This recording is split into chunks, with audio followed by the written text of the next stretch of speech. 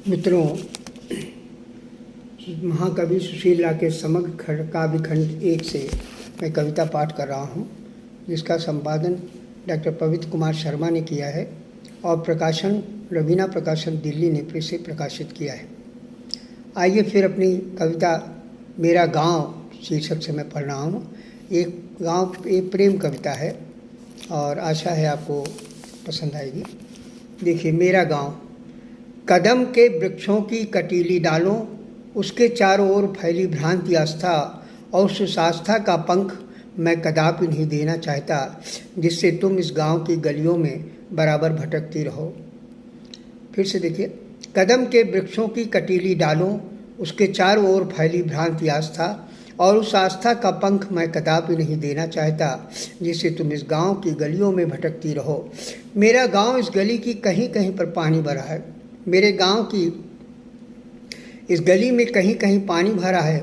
उसे बतख डोल रहे हैं और वह बतख के कई जोड़े चोंच एक दूसरे के बदन पर पानी डालकर किलोल कर रहे हैं। तुमने इसका अर्थ अवश्य समझ लिया होगा कि मैं गांव के पास बहने वाले सोते में इसी तरह का समय व्यतीत करना चाहता हूँ। देखिए आगे, माँ अपने बच्चे को नंगा कर नहला रही होती है। माँ अपने बच्चे को नंगा कर नहला रही होती है। धूल के लेप से लिपटे बच्चे फटे कपड़े डाले हुए इधर उधर मिट्टी की मेड़ बनाकर घर घर खेल रहे होते हैं। बैलों की घुंघरों की आवाज़ आते जाते गूंजती रहती है। मैं सब इसलिए बतला देने का इच्छुक हूँ कि गेंदे गुलदावली की बगिया बनाने से कुछ नहीं होता। मेरे गांव में सब कुछ हो रहा है। तुम कहीं से भी अपना आस्था का प्रतीक ढूंढ सकती हो। देखिए, इसमें गांव के बारे में अच्छा चित्रण कोशिश की है मैंने देने की। माँ अपने बच्चे को नंगा कर नहला रही होती है। धूल के लेप से लिपटे बच्चे फटे कपड़े डाले हुए इधर उधर मिट्टी के मेड़ बनाकर घर घर खेल रहे होते हैं। बैलों की घुंघरों की आवाज़ आते जाते गूंजती रहती है। मैं यह सब इसलिए बतला देने का इच्छुक हूँ कि गेंदे गुलदावली की बगिया बनाने से कुछ नहीं होता। मेरे गांव में सब कुछ तो हो रहा है। तुम कहीं से भी अपना प्रतीक ढूंढ सकती हो। शायद तुम्हें मेरा गांव अच्छा न लगे। मैं समझता हूँ कि यहाँ व्यक्ति को अव्यक्त रहना पड़ता है।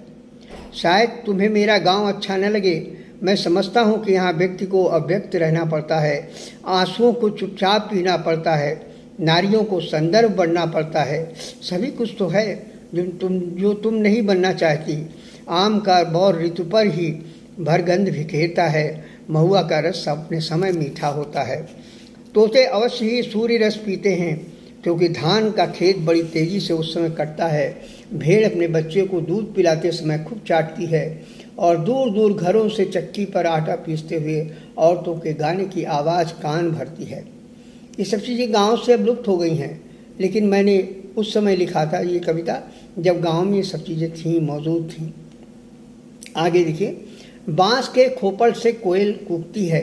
गिलहटी बड़ी तेजी से दौड़ती है। माँ निरंतर बहती रहती हैं। पिता की दृष्टि ठोंठ हो चुकी है और तुम हो कि कदम की कटीली डालों की कल्पना में डूबी निरंतर फैलती जा रही हो। और अंतिम देखिए, गांव आकर घूमो, सरसों के पीले फूलों के बीच, मटर के सफ़ेद नीले पीले लाल काले बैगनी रंग बिरंगे मुलायम कटावदार फूलों के 2 पंख मात्र में देखो कि ये सब मेरा सारा गांव तुम्हारे स्वागत, अभिनंदन और समर्पण के लिए आतुर है। देखिए, फिर से मैं पढ़ रहा हूँ उसको। गांव आकर घूमो, सरसों के पीले फूलों के बीच, मटर के सफ़ेद नीले पीले लाल काले बैगनी रंग बिरंगे मुलायम कटावदार फूलों के 2 पंख मात्र में देखो कि ये सब मेरा गांव, सारा गांव तुम्हारे स्वागत, अभिनंदन और समर्पण के लिए आतुर है। मित्रों, ये कविता भी मेरी 1974 में धर्मयुग में छपी थी और इस पर भारती जी ने टिप्पणी लिखा था कि बहुत अच्छी कविता है। इसको मैं अपने धर्मयुग में छाप रहा हूँ। मेरा सौभाग्य था कि मेरी कई कविताएं धर्मयुग में छपी, जो मैं क्रमवार से पढ़ूंगा तो आपको बताते चलूँगा। मेरा ये उनका अभिन्न स्वभाव और सहयोग करने की आकांक्षा थी।